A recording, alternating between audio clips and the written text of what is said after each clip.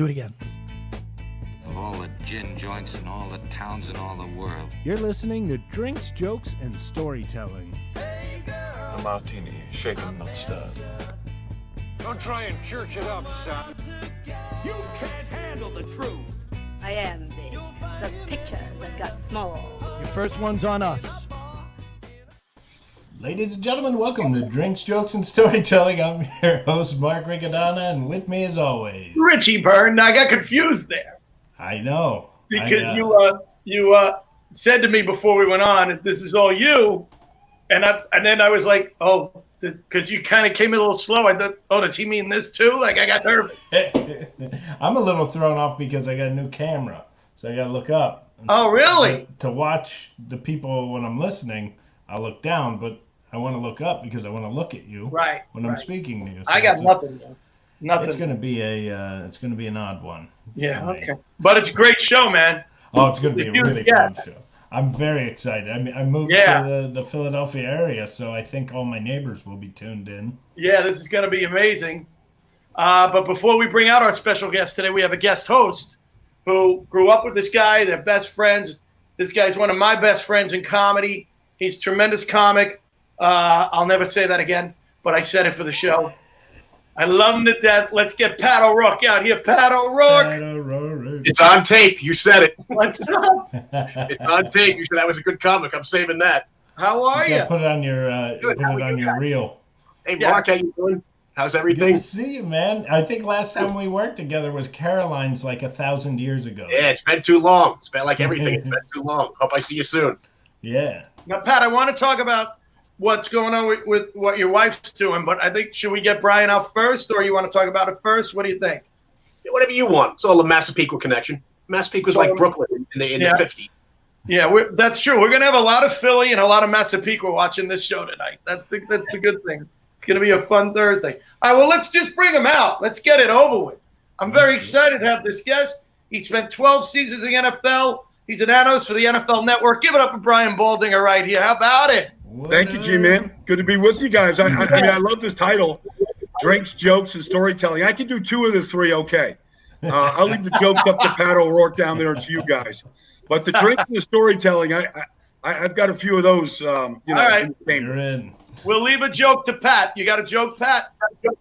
A street joke? You want it now, or? Yeah, get it out of the way. Do it. Okay, so this guy drinks too much. His wife's always busting his balls, saying, if you come home drunk again, I'm leaving you. So he walks by the bar. Richie takes a drink. He walks by the bar like he does every night, and the bartender comes out and he goes, "Where you going, Tommy?" He's like, "I got to go home. My wife says I come home drunk again. She's leaving me." He says, "Come on, have one drink." So he goes, all right. He goes inside. He goes, "You know what? I'll make this quick. Give me 5 shots of Jack Daniels right away, just so I'll get drunk and get home." Chugs all 5 shots of Jack Daniels and throws up all over himself. And the bartender's like, "Oh, now we're screwed." And there's a guy sitting at the end of the bar. He goes, "Don't worry. This has happened to me too. My wife's the same way. Here's what you got to do. You take a $10 bill. You put it in your shirt pocket. You get home tonight. You say, I was walking by the bar. Wasn't going to have a drink. A guy comes pouring out of the door and vomits all over me. He put $10 in my pocket and says, dry clean your shirt. I'm sorry. That's on me. I'm so messed up from this. I go inside and have 1 or 2 drinks. I came right home. The wife's staring at him. She takes a $20 bill out of his, but she goes, this is a 20, not a 10. He goes, he also shit my pants. All right. That's a home run joke for me. It involves shitting your pants and drinking till you throw up. Yeah, it's pretty much Mark's act. So, can you guys see me? You hear me? Yeah. Oh yeah, we're got a good connection here. All right, so we got Brian Baldinger on the show. We're being sponsored today, Brian, by Lisa O'Rourke's company, Spin City. And I want to talk about Spin City really quickly. They're doing an amazing thing during the pandemic. Why don't you tell us about it? So they basically went out. They are located on Park Boulevard, Massapequa Park, and they said, how can we help our neighbors and the restaurants around here at the same time do a good thing? They started a GoFundMe page. They raised $6,000 to $7,000. They bought food from all the local restaurants and they delivered them to hospitals. My wife's sister actually works at North Shore University Hospital. They fed 2 floors of that hospital for 6 weeks in a row. Wow. With the money they have left over now, they went to the local supermarket. How many people work there? 40. They gave all them a gift certificate to a local place in town. They went to the Town of Oyster Bay sanitation department. How many guys you got? We got 71 guys. They're going to give them all gift cards to local restaurants in Massapequa Park. So that's awesome. And you know what I like? You told me they went to the restaurants and said, we want to do this.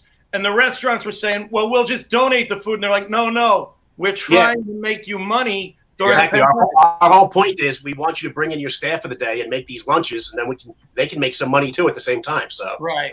Even a couple of them will give you half price. They're like, you don't understand. We don't want half price. We want to pay for it. That's why we raise the money. Cool. Hopefully, my ass will never buy a meal in Massapequa Park again. We'll see, because I'm related. Well, I can speak for Pat's wife, Lisa. I've known Lisa, before Pat married her. I was at the wedding. She is a saint. I mean, she has been married to Pat now for a long time. They got 3 beautiful kids. But now when you start hearing about this kind of, charity work and this type of, ability to give back to the community, that's kind of what Massapequa has always been about. I mean, yeah, we all grew up there. Me and Patty, we grew up right down the street from each other. But it sounds like whether it was, back in 2000, but back in, 9/11 and helping out the firemen. I mean, you name a cause, there's people that will come running to try to help that cause out in our town. I know that. Yeah. I've done a lot of charity events for Pat and I'm always amazed at how Massapequa shows up for everything, man.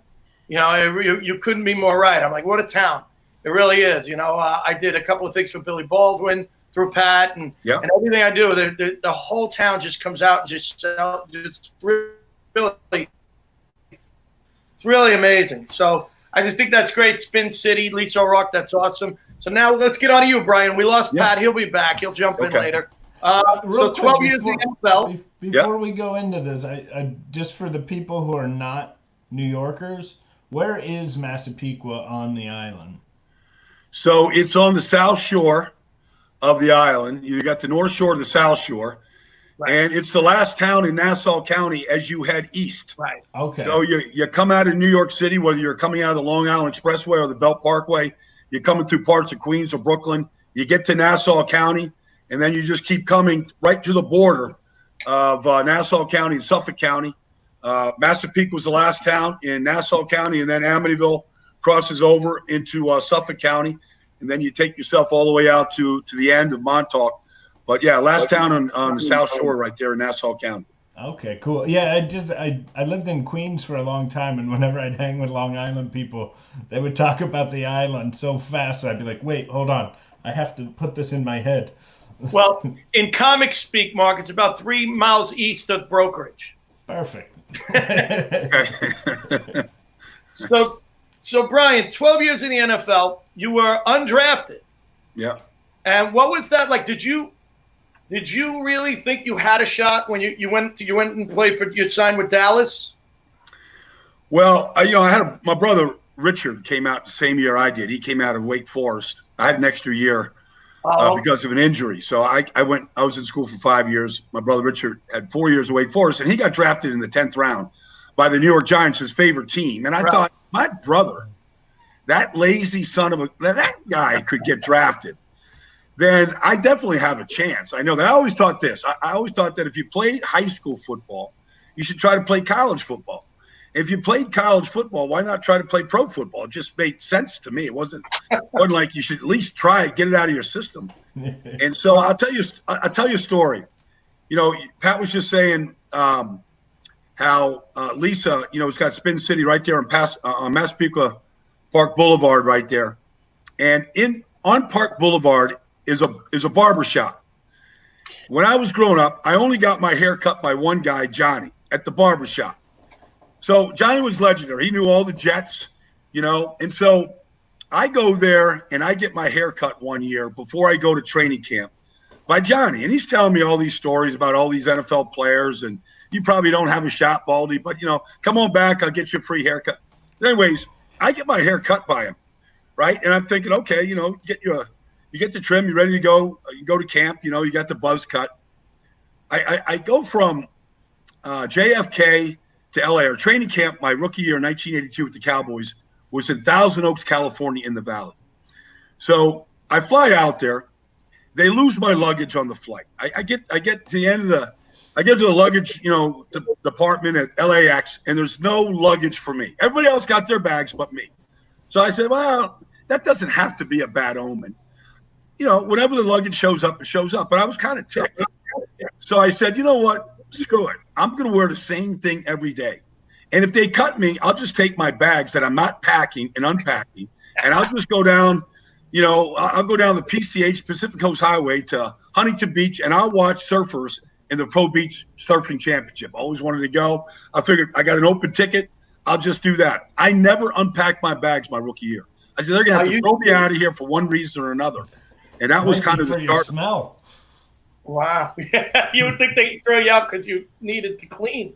Well, that's what I'm saying. One reason or another. Just being the nastiest, dirtiest, smelliest guy there. Or, I just couldn't play. One of the two, but since I kind of withstood at both of them, I was kind of welcomed into the community. And that was back when, it was a different era in football. We had 110 free agents that were signed out there by the Cowboys. And they had a great success in the years past signing free agents. Drew Pearson was a free agent. Cornell Green was a free agent. There had a lot of guys that made that team. Cliff Harris, Captain Crash was a free agent, undrafted players. They had a great history of just bringing a ton of guys in and just kind of having really, a real reality TV show every day, just eliminating guys. And so that's kind of what it was. We had 15 rookies and 110 free agents, 125 rookies. So I was one of the 6 rookies that made it that year. Wow. Yeah. Wow. Against all odds. That's amazing. But, really what helped me was they put me at left guard, left guard. The Cowboys always had good left guards. John Island was a left guard. Herb Scott was a left guard. They always had good left guards. From the beginning of their organization, they could always find them. But the left guard lined up against Randy White every day. So Randy White was the reigning, he'd won the Super Bowl MVP against the Broncos. He'd been to the Pro Bowl 7 straight years in a row. He was the gold standard at defensive tackle. So if you went up against Randy White, he practiced every day like it was game day. So you really kind of saw the best in the league every day.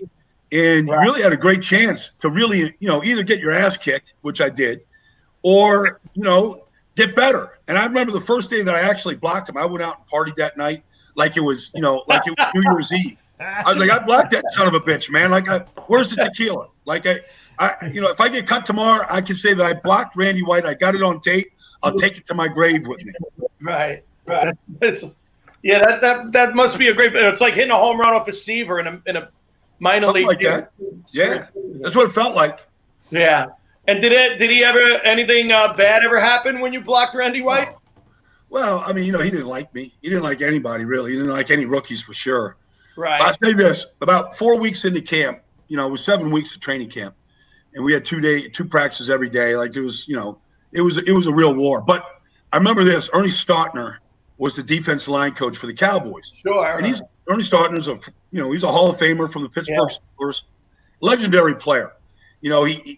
His move, Ernie Stautner's move. This is how the game has changed. Okay, Ernie Stautner's move as a Hall of Fame defensive tackle with the Steelers was the head slap.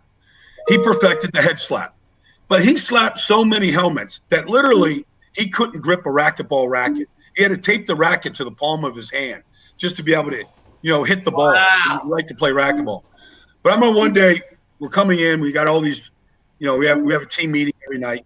So I'm going to get a seat, and I step over Ernie Stautner's, 60-year-old Hall of Fame legs, and he just grabs me and he goes, "Hey, kid, they're talking about you."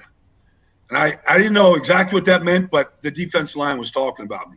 And if they're talking about you, it's a good sign. It's one of those things you're just grinding. You're 4 weeks into this thing. You're like, where's this going? And, am I ever going to, get a shot, whatever. And when that coach said, "They're talking about you, kid," not by name, number, nothing like that. Like that was a pretty good omen. Yeah. That whatever I was doing, keep doing it. That's basically what he said. Right. And you ended up playing all 3 on the line in your career. I started at at every offensive line position, from right tackle all the way to left tackle. Wow. And I started 2 games at tight end. One game against Denver where they used me as basically as an offensive guard as a tight end. And then 1 year against Kansas City, I don't know why we did this, but I was in Indianapolis, and they moved me to tight end that week to block Derek Thomas, which was the dumbest thing I'd ever heard of. Nobody could block Derek Thomas. So, like, there I was just blocking air. Like, the guy was just whiffing me left and right. And I just came off the sideline like I'm not blocking this guy. Like, you can line me up out there. Like, I'm going to whiff again if you keep putting me out there. Like, the guy's unblockable, Like, so, anyways. So I did. I started at every position on the offensive line, including tight end. Which one was your favorite spot? I was a right tackle in high school. I loved it. Being on the string and standing. What was your favorite spot on the line? I got to tell you, man, I sing God Bless America every day. I loved every single day of playing pro football. So if you ask me, like, what was your favorite team, I'd go, whatever team I was on was my favorite team. But I would say this. One year, I'll never forget this. 1 year, 1990 or maybe 1991, we're playing the Raiders the second game of the season. I'm the starting right guard, and I'm playing next to Ray Donaldson, who in my mind is a Hall of Fame center. The best center I've ever played with or saw play. The guy was an amazing player. Played 17 years, including finishing up in Dallas and won a Super Bowl with the Dallas Cowboys, snapping to Troy Aikman in 1995. But anyways, I'm playing next to Ray Donaldson. He had never missed a game. He's drafted out of Rome, Georgia. Georgia Bulldog, Georgia proud, Georgia strong. And we're playing the Raiders. He had never missed a game, never missed a start. And he's going up against Howie Long out there. It's like the second drive of the game. And he hated being on the ground. He thought if he was ever on the ground for any play, he was having a bad game. So I see him on the ground. I'm like, what are you doing, Bulldog? Get up. And he goes, I broke my freaking leg. I go, shut up, get up, let's go. So he does. He gets up and he limps to the sideline. And I go, I've never seen a guy come out of a game now. I played with him for 3 years. So I was the backup center. So I go from right guard to center. So I go over and, first play is, shotgun against Howie Long. I'm like, oh, thanks a lot, Bulldog. I really appreciate this. So we're out there, we're out there at the Coliseum in LA. I got Howie Long talking shit to me. He's like literally he's this close to me, like he's right on my nose. And he goes, I hate you, brother. And now I hate you too, you son of a. So anyways, I come off the field and I'm looking for Ray Donaldson. And they said they took him to the training room. So I see him at halftime. He's got a freaking cast on his leg. Son of a bitch broke his leg. So the rest of the year I played center. So I actually really, I didn't like the fact that Ray Donaldson broke his leg, but I really loved playing center. You set the huddle every play. You called all the signals out. I played with a lot of dumb players. You helped those guys out every play. Monday was 1, Tuesday was 2, Wednesday it wasn't hard. What's the snap count, Baldy? Monday. They couldn't remember the snap. I played with some dumb people.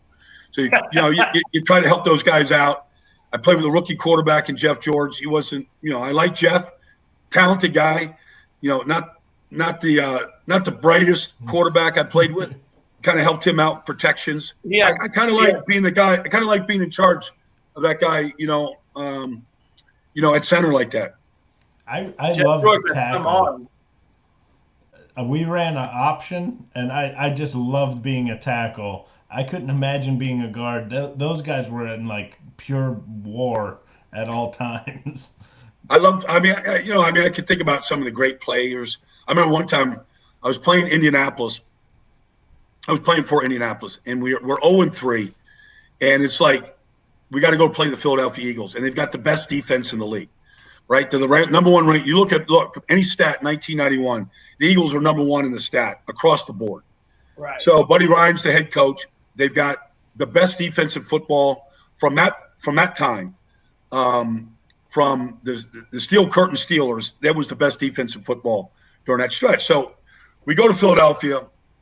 Reggie White was the left defensive end in any game he ever watched, except in this game against the Colts, he decided to line up against me, the right guard. I'd never seen him line up against the right guard before.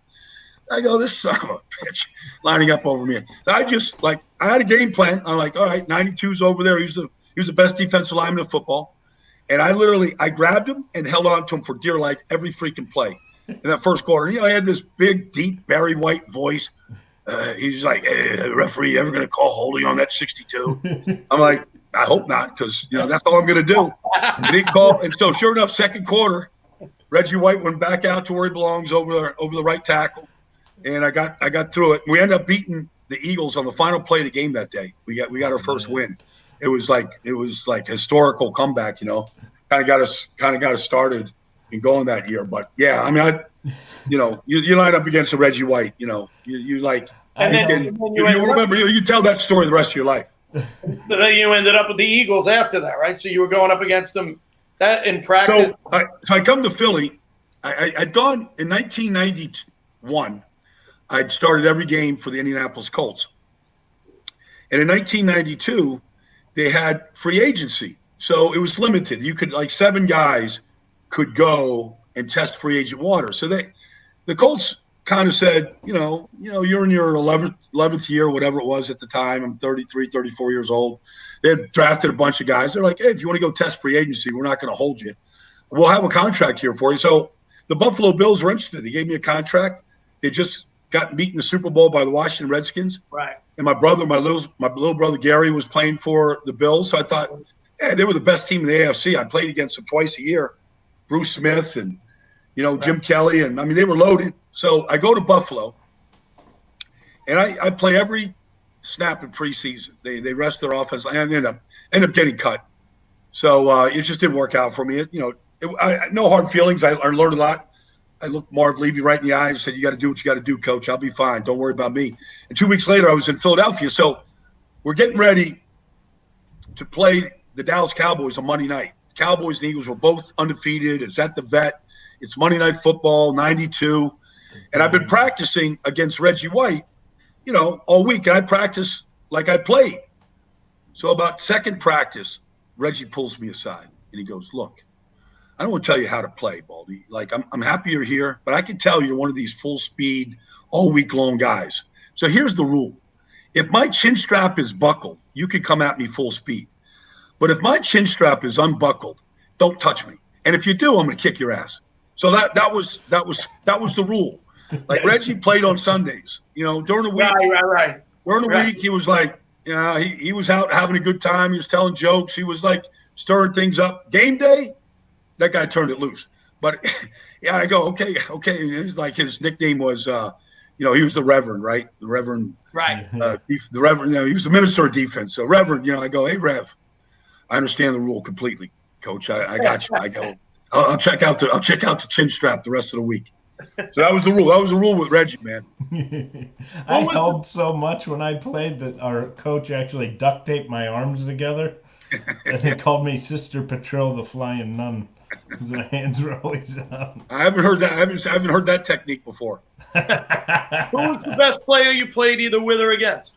Do you have one in mind, or? It's interesting. I just the NFL Network just they gave we're in this quarantine period, so we're just kind of digging for programming and stuff. So one of the writers, we just did this. They said for all the talent at the NFL Network, and Willie McGinnis, Deion Sanders, myself, they gave us that question the other day.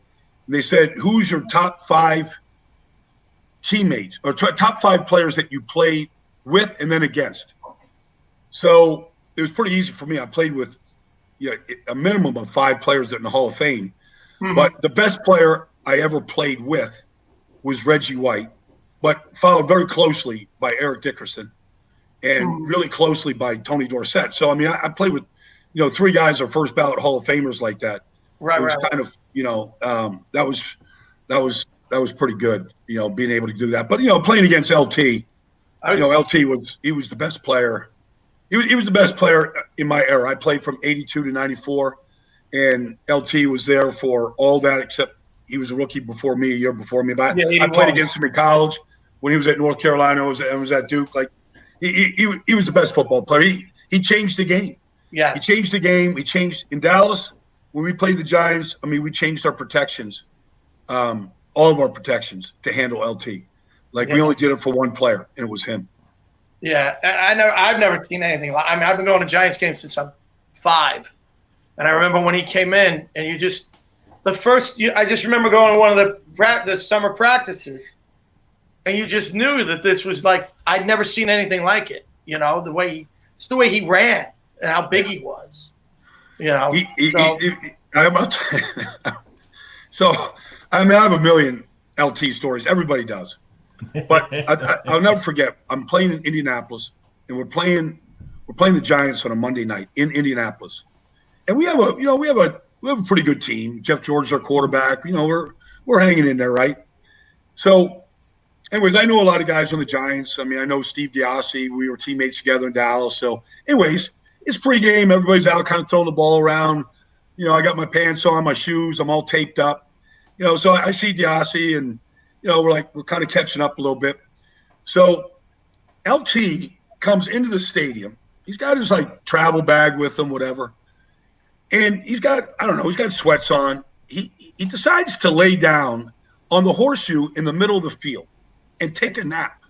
As everybody, punters are out there, kickers are out there, guys running routes, and LT's taking a nap in the middle of the field. And I go, what is going on? Like, what is he doing?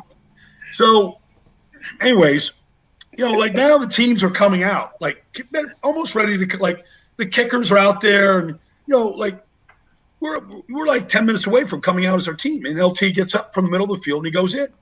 There he goes. I go, man, I'm in the locker room. I'm telling guys, LT's taking a nap at midfield. I don't know if that's a good thing or a bad thing. So we call this quick protection on the opening drive of the game, meaning the ball's got to come out in like less than 3 seconds. All right, so on this particular play that week, we were going to cut LT. So on this play, he was actually lined up over the right tackle. So for us, it was Kevin Call. I was the right guard. So Jeff George is supposed to get the ball out of his hands, you know, cut LT, get the ball out, you know, let's get started. So Kevin Cole goes and he cuts LT, tries to cut LT. LT jumps over him. Jeff George holds the ball. LT knocks the living shit out of him. The ball goes flying. LT picks it up, runs in the end zone. We're down 7-0. I go, why can't the guy still be taking a nap? You know, like it was over. It was over like in the first drive of the game. Maybe Jeff George should have taken a nap. Yeah, right. Yeah. Oh man. Well, that's so. And then you went into broadcasting. Now, let me ask you: was that something you always thought about, or did you fall into it? Did you? Yeah. You know, I remember I was playing with the Eagles at the end, and at that time, Matt Millen was the number 2 announcer at CBS. John Madden, Pat Summerall were the number 1 team, and Matt Millen and Dick Stockton were the number 2 team. They were a really good team. Right. Anyways, you know, we were a big NFC team in Philadelphia. Randall Cunningham was a quarterback. You know, Reggie. Yeah. I mean, we had a good team in '92. They were really good. We were really good, and you know, and so it was a lot of fun. I was the left guard on that team, and anyways, you know, CBS is in town, and we're getting ready to play. I don't know, maybe the Giants, the Cowboys, whoever. But Millen's, you know, he's in our locker room, and you know, he's like, I got to know Matt really well, but he's a good friend of mine now. We did a lot of shows together over the years, but he kind of starts talking to me. He's asking me about, you know, the offense and everything. He goes, hey, you ever think about getting into broadcasting when you're done? I go, nah, I never thought about it, Matt. He said, hey, you're getting up there. You're 11 years, 12 years. You know, he goes, I fell into it. I love it. I have a feeling you'd be pretty good at it, Baldy. So, anyways, yeah, I kind of tucked it away. And then 2 years later, it was my last year. And Craig James, if you remember Craig James, he was on the ESPN pregame show. Yeah. He was kind of a big star there. He opened up a broadcast school in the spring of 1994 for active players. So, you know, I just finished the season, and it was expensive. It was like $70,000, you know, but it was in Dallas, and it was a week long. And he had this broadcast school called the Magnet Institute. They were teaching this class. So myself, Mike Golick, Merrill Hodge, like we all signed up for it. So we go to Dallas. We go back down there, and, you know, we're there for all week. It was pretty intense. It was all day long. It was everything. It was interviewing. It was game analysis. It was studio analysis. It was radio. It was every area of broadcasting. And I tell you, I finished that week of school. I didn't know if I was done playing, not done playing. I really didn't know. but I knew what I wanted to do. As soon as I left that school, I mean, I didn't know how to do it, but I knew what I wanted to do. Right. So, I started, doing radio at the local level and Eagles pregame. I mean, I just did a lot of stuff, for basically no money, and, ended up working for a communications company, kind of like right away, teaching communications to corporations, which really helped me kind of like really refine a lot of the skills and tools, But that's kind of how it got. So I just started at the grassroots level. Does Craig James still have the school? He does. He's out of the business now, but he did it for about 3 or 4 years, and there was a lot of guys that went through the school. The guys you named all went on to become graduating class. No, me and Mike, we went to school together. Obviously Golding's still been at ESPN ever since. Yeah. But like we started literally, and Merrill Hodge was at ESPN for a long, long time. Now he works for the league, but like we literally went to that school together, and we all started together. And we all kind of we'd see. I see Mike all the time at the Super Bowl and some big events, things like that. We're still good friends. I mean, I always tell people about Mike. Mike Golding, he's a great guy. Great guy. But like he never met a camera or a mirror he didn't like, man. Like microphone, camera, he never met one he didn't like. Those Notre Dame guys. Those were being a domer. Now you did NFL Europe. It was the greatest boondoggle of all time. It was the greatest. It's still the greatest league and the greatest job I ever had. Yeah. And everybody that's been over, like, I mean, we're talking about Massapequa. Pat O'Rourke knows Rich Russo is from Massapequa. He's the #1 director at Fox. You talk about guys like Troy Aikman. He went over to NFL Europe. Right. Moose Johnson. I mean, Kurt Warner was over there. His first bout. In the Hall of Famer. But I started going over there in 1997, and to do games for Fox, and that was sort of my entry to Fox at that time. And I worked with Kurt Menefee over there, and worked with a lot of different guys over the years. Matt Millen. But I started over there in 1997. I did the full league every game in 1998, 99, and 2000. So I was over there like for 3.5 months. We lived in London. We lived in Amsterdam.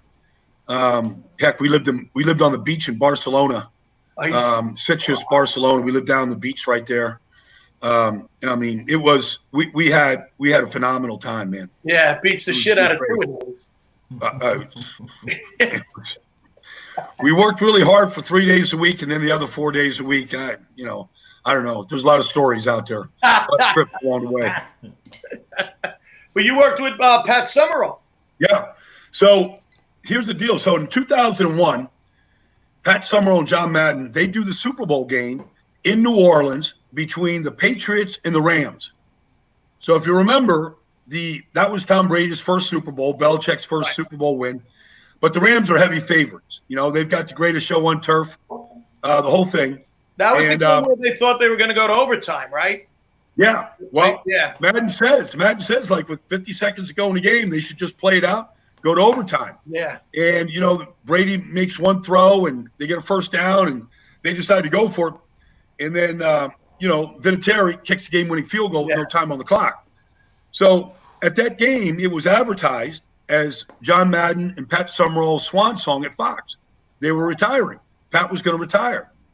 So, Madden is ready to go to Monday Night Football. Right. So he's going with Al Michaels to Monday Night Football, and Pat Summerall was he was ready to retire. So anyways, that's the final game, and we give him kind of a big farewell send-off at Fox at that time, and David Hill, the president of Fox, kind of a big deal, Pat Summerall's final game.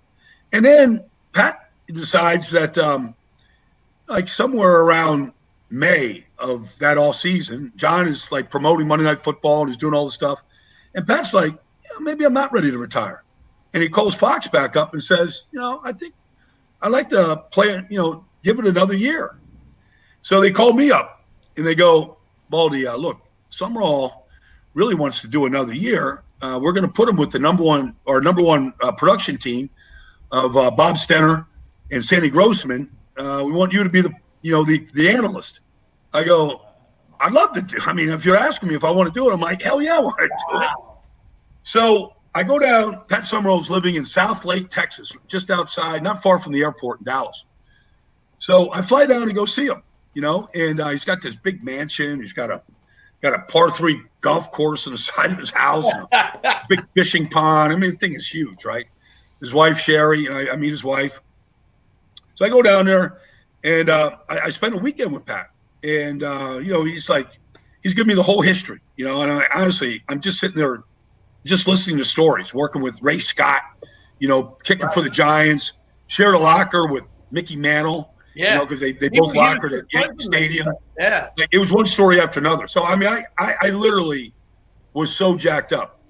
So, anyways, we always had this thing at Fox where Friday night was a big. We'd spend Friday all day Friday with the home team. So whatever game you were doing, you'd spend it, and then we go out to dinner on Friday night. And so these guys had just finished working with Madden. So, they had a ton of stories. They've been doing it a long time. And really, it was like the Pat Summerall show on Friday nights. He was storytelling. And I'm telling you, there's stories that are just, they're almost not believable. They're so crazy. Right. But he's the greatest storyteller of all time. And everybody, Pat Summerall had no enemies, none. People loved that guy. And he's just like a Southern gentleman. He's from northern, Florida, just a complete gentleman. Anyways, I had the best year. I'll tell you, the first game we did was the Redskins and Arizona Cardinals. It was Steve Spurrier's first game in Washington. So it was a big deal. Oh, they just paid – Steve Spurrier was the highest paid coach in the NFL. And Daniel Snyder chased him and got him out of retirement. And so, anyways – Sonny Jurgensen is the Redskins announcer, and him and Pat Summerall go way back. They worked at CBS together and announced games. There was like a vaudeville act, those two guys.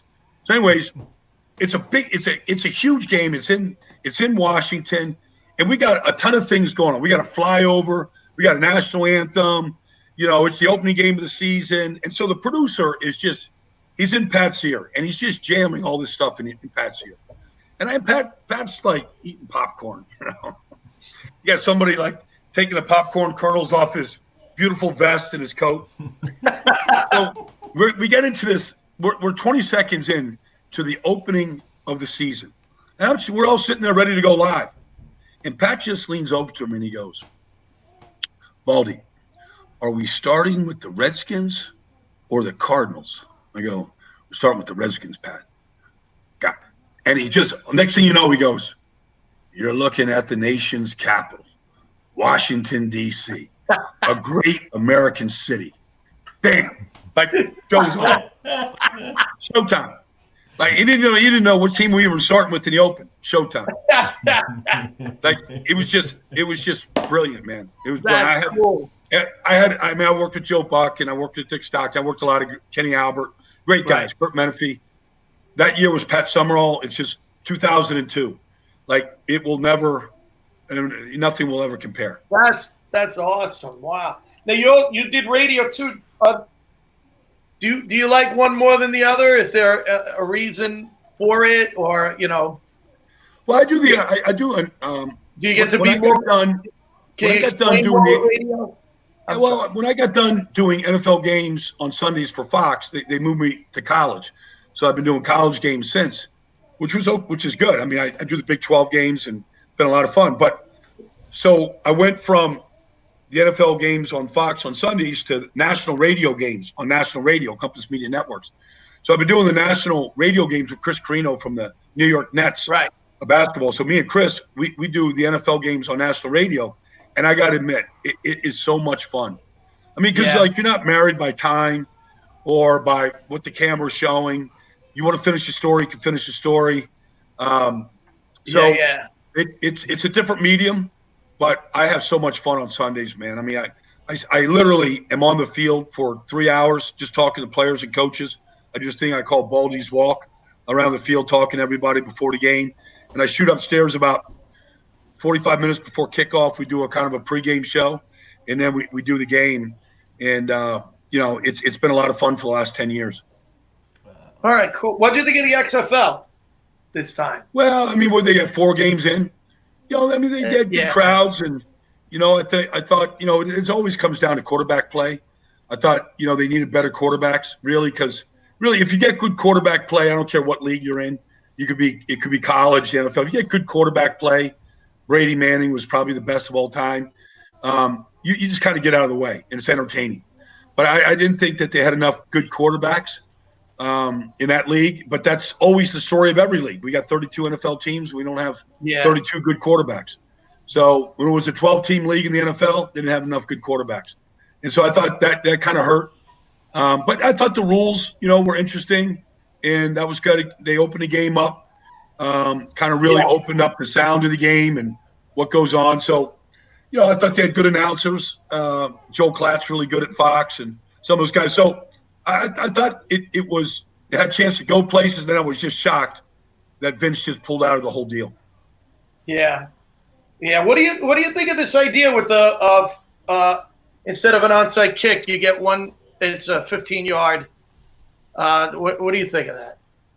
Well, I'm against it because I think all it is the next step to eliminating the kickoff altogether and just putting the ball at the 25 and just starting at the 25. Now, I understand safety is a concern. But, people, I always believe like there's a kickoff for a reason. The game should start with the kickoff. Yeah. And I think if you take out the onside kick and you replace it with a 4th and 15 play, that's the next step to eliminating the kickoff altogether. Mm-hmm. And I don't think we should ever eliminate the kickoff. Yeah. I mean, the name of the game is football. Yeah. You're going to take the foot out? It's so much just about fun. I mean, if you put it in the hands of certain people right now, it would literally be two-hand touch. I mean, it would be, and there would be no kickoff. Put the ball to 25 and go play. So I'm all for safety and changing the game. I think a lot of the changes have been good. I think they've been implemented. Look, I just did this thing on Troy Polamalu.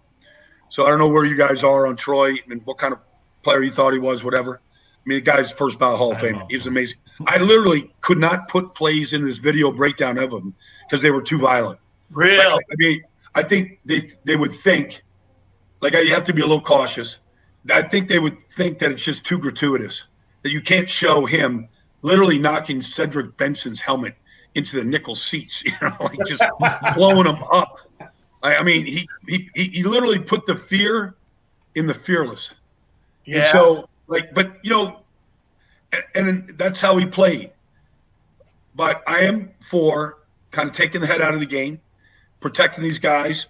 I know some guys that aren't doing so well. So I'm for, protecting, taking the savagery out to a degree. But I think we all want to see, big hits and physical play, and we want to make sure that we're watching the very best at what they do every Sunday. Unfortunately, that's part of the game, are the hits. Yeah. Look, I mean, Earl Thomas is a great hitter. And, Pete Carroll kind of taught him how to tackle, took the head out, you leave it the shoulder. I mean, I think you can still put bone-crushing hits, and I think you can still patrol the middle of the field, and I think you can still intimidate. But I think you could do it without, being a spear out there right now. Right. All right, now I gotta talk to you about this before, and this is so for me more than our audience, but you're a great analyst, and you're a former offensive lineman, and it was the offensive line draft this year. So what'd you think of the draft?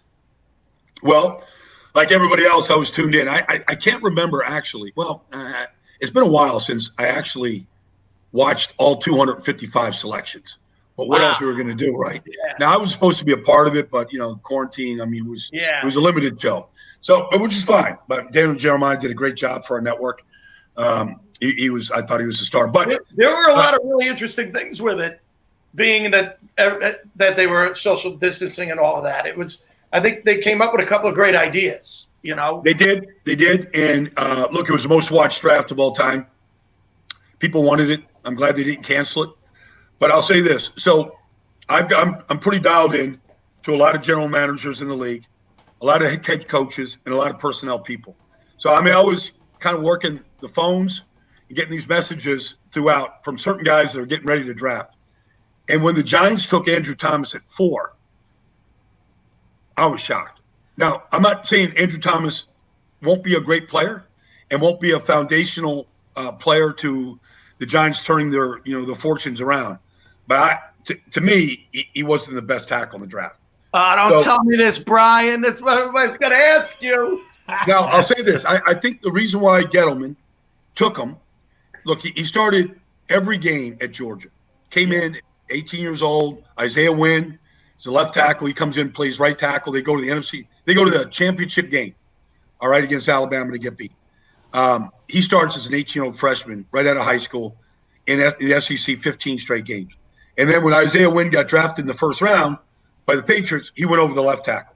So I think the Giants are saying, okay, look, we got Nate Solder at left tackle. I don't know exactly what Joe Judge is going to do just yet, but I have a feeling that they're going to put Andrew Thomas at right tackle against a really experienced right guard.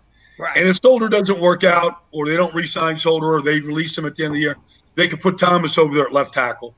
So I think the versatility, is one of the reasons why they were attracted by him. But it was, look, you talk to 4 different people, you could get 4 different answers. I thought Mekhi Becton that the Jets took, he was my favorite. He was my favorite tackle. Okay. And I know I can say this. Like, I know Joe Douglas really well with the Jets. I've known Joe a long time. I do a lot of stuff for the Jets. If Andrew Thomas was there at 11 when the Jets picked, they wouldn't have taken. They wouldn't have taken. They wanted Mekhi Becton, so they were thrilled that he was there. Jedrick Wills, I think, is going to be a really, really good player from Alabama. Look, it was a good, really good draft. Iowa's right tackle. Look, he was the only he was the only tackle to ever start at Iowa as an 18-year-old freshman. Right away. So it was pretty good. See, I saw the combines, and I hate to say this because I'm not a big combine guy. I mean, man, that Simmons just blew me away, the linebacker, and I was like, boy, he'd look good in a Giant uniform right now. And I understand they got to protect the quarterback and everything, and they did draft a running back 2 years ago, but man, I don't know. I just thought that kid was something special. I think if his strength is his versatility, but it also can be a weakness. I don't think he's a great pass rusher. Right. I think he could be a good blitzer, but we're not talking about LT here. He's not LT. Right. In the NFL is gradually changing a little bit the way the Golden State Warriors changed the NBA. It's becoming a lot of positionless football. And Isaiah Simmons is that kind of player, like Derwin James with the Chargers. I mean, he came in, he could have easily been the Rookie of the Year. I mean, he is a great player. He got hurt last year. But the way that guy hits, he can play every position on defense outside of a defensive line position. But he play every other position. And that's kind of what Simmons could do. So if you want to go, look, if the Cardinals are playing the Kansas City Chiefs and you need somebody to go cover Travis Kelce, he could go do that. So he's got great flexibility to his game. Yeah. Now, I know we got to get out, but a couple of questions really quick. One is, what'd you think of this Jordan Love thing? What was your take? Is that wrong? Is that were the Packers wrong? Jordan Love comes from Utah State, Logan, Utah, and his coach up until last year was Matt Wells, who's now the head coach at Texas Tech. So I did a Texas Tech game this year. I got to know Matt Wells real good. He told me about Jordan Love. I called him about Jordan Love a week before the draft. He said, Baldy, look, he's not ready to play. He's not. I mean, I hope he gets taken in the first round. I think he's a first-round talent, but he's got an incredible arm. When you watch him, he can make throws like Mahomes. Now, I'm not saying he's Patrick Mahomes, but he's got an arm like Mahomes. I mean, he can throw it from any platform, any position, and he can flick it, and it goes 50 yards. And there's plays where he did that. But I have no idea what the Packers were thinking here. I mean, they're in the NFC Championship game last year. And they got Aaron Rodgers. He's got one receiver that he trusts in Devontae Adams, who's a great player. But, I mean, if I was the Green Bay Packers, and I know Brian Gutekunst, I mean, I in a wide receiver field draft, they didn't draft one wide receiver, not one in any round. 255 picks. They had 35 wide receivers drafted. They didn't draft one. And then you trade up to draft Jordan Love, and then you're trying to tell Aaron Rodgers that you're his quarterback for at least the next 2 years. I thought it was bizarre. And they compared it to Aaron Rodgers and Brett Favre, but it's not the same thing because Aaron Rodgers fell to them. They traded up to get Jordan Love. No question about it. No question, Jim. I mean, they're not even close to being the same type of things. And with the way the defense got run on in that championship game, like you're saying a wide receiver, I agree, but my God, did they need defense too? Well, I mean, look, they rebuilt their defense. I mean, Zadarius Smith, Preston Smith. I mean, they need a little bit. They need to be able to, handle the run a little bit better. But they got smoked by the 49ers twice. Right. And, the 49ers went up and down the field on them. But if you're going to get in that kind of a game, you better be able to shoot it out with them. And, give Aaron Rodgers somebody that, opposite Devontae Adams where, he doesn't have to take all the attention every time. Right. And okay, my last question. As a Duke graduate, a Duke alum, what do you think, Daniel Jones? I like Daniel Jones, and I felt bad for the kid when he got booed and just scorched by the New York media when he was drafted, as high as he was drafted. I mean, they didn't have one draftable player at Duke in 3 years with them, not one, offense or defense. They didn't have anybody. So the only guy that was ever drafted that Daniel Jones was on the team with was Jamison Crowder by the Redskins. I mean, it was like the Bad News Bears. So that he played with at Duke. I mean, and when people said they knew Daniel Jones, I'm like, hold on a second. Nobody watches Duke football. Everybody watches Duke basketball. Nobody watches Duke. I went to Duke and I don't watch Duke football. I go, so don't tell me you know Daniel Jones. I think he's really smart. I think he's Peyton Manning with an injection of elite athletic ability. Wow. Now, he's got to take care of the football. He turned it over way too many times last year. And that wasn't just because of the offensive line. He was careless with the football. But I think he's really smart. I think he's really accurate. And I think he has a chance of being a really good player. Yeah. I've heard that he might not really – and I don't know anything about that he can't feel in the pocket. Can they learn that? That Jamal Adams play was one of the worst plays I've ever seen a quarterback. Yeah, I mean, so I understand. I mean, Jamal takes the ball right out of his hands running. The Battle of New York, it was two bad teams at that point. But yes, I do think that you could do a great deal with any quarterback in improving his pocket awareness and protecting the football. I mean, he holds it too low at sometimes. I mean, there's just a number of different type of drills that you can work on every day that you can work to improve that. I mean, I thought Sam Darnold did a great job of it last year coming from USC. And really, I mean, that was a knock on Sam coming out of USC is he had bad pocket presence. He turned the ball over too many times. But he really has done a good job of kind of not putting the ball on the ground and not getting the ball knocked out of his hands like he did at USC. Right. Brian, you made my day with this. I can't tell you how – Mark and I usually have comics on and we're joking and laughing. Football, I just love football, and it was just we lost Pat. He froze out on his computer, so that's why we didn't kick him out. Tell Pat that he needs a Wi-Fi signal. He's got to pay his phone bill. I really get that done, dude. Mark, I don't know about you, but this was one of my favorite shows. Awesome. And it was great. It was great being. Listen, this was a lot of fun. I enjoyed it. I could tell you guys are football fans.